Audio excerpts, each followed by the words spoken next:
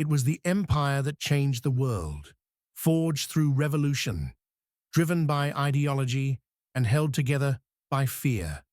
For decades, the Soviet Union stood as a global superpower, a rival to the United States, a symbol of communism, and the beating heart of the Cold War. But in December of 1991, it all came crashing down. A red flag, lowered over the Kremlin, marked the end of an era and the death of a superpower that once ruled half the world.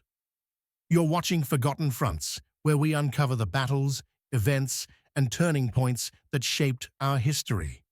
In this episode, the fall of the Soviet Union, the day the Cold War ended. The story begins in 1917 with the Russian Revolution. The old empire of the Tsars had fallen, torn apart by war and poverty. From its ashes rose a new vision, the Union of Soviet Socialist Republics, built on the promise of equality and powered by control. Under Lenin and later Stalin, the Soviet Union transformed from a peasant nation into an industrial empire. The cost was unthinkable: purges, labor camps, and famine. Millions perished as Stalin built a nation of iron and discipline. But by 1945, the Soviet Union emerged from World War II as a victor, a global superpower standing shoulder to shoulder with the United States. The world was now divided into two ideologies, two empires, and one tense standoff that would define the century: the Cold War.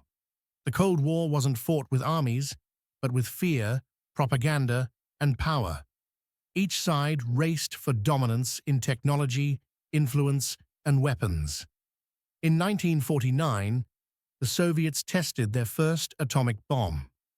By the 1950s, both nations held enough nuclear weapons to destroy the planet. The arms race was relentless, from the space race to proxy wars in Korea, Vietnam, and beyond. At home, Soviet life grew rigid. Censorship silenced dissent.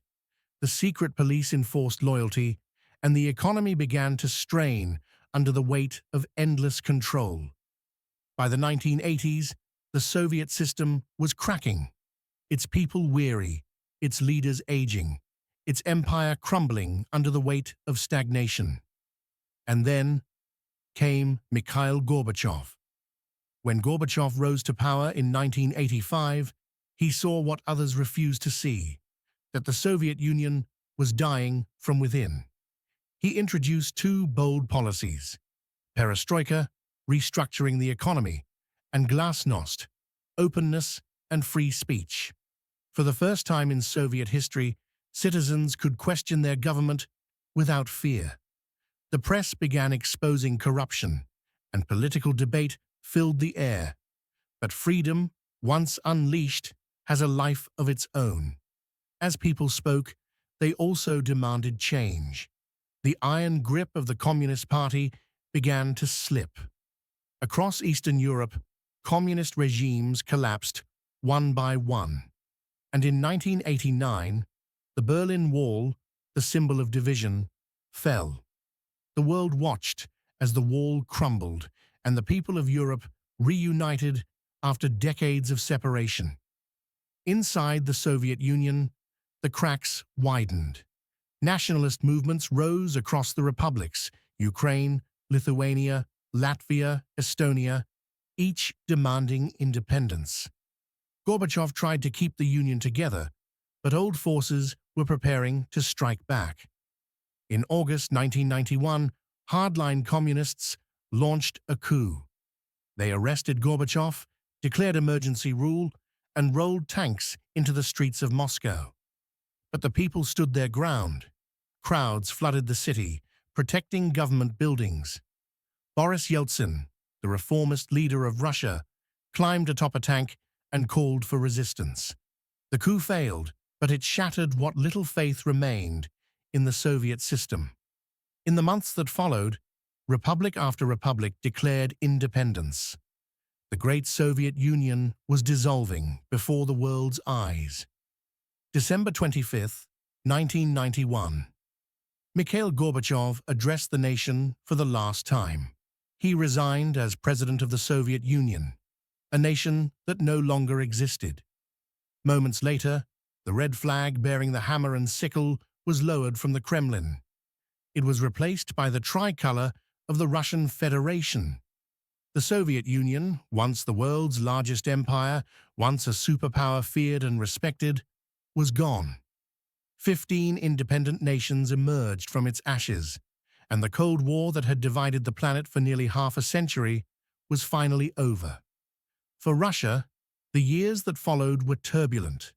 Economic collapse, corruption, and uncertainty took hold. For millions, life became harder than ever before. In the West, it was seen as victory, the triumph of democracy over communism. But history is never so simple.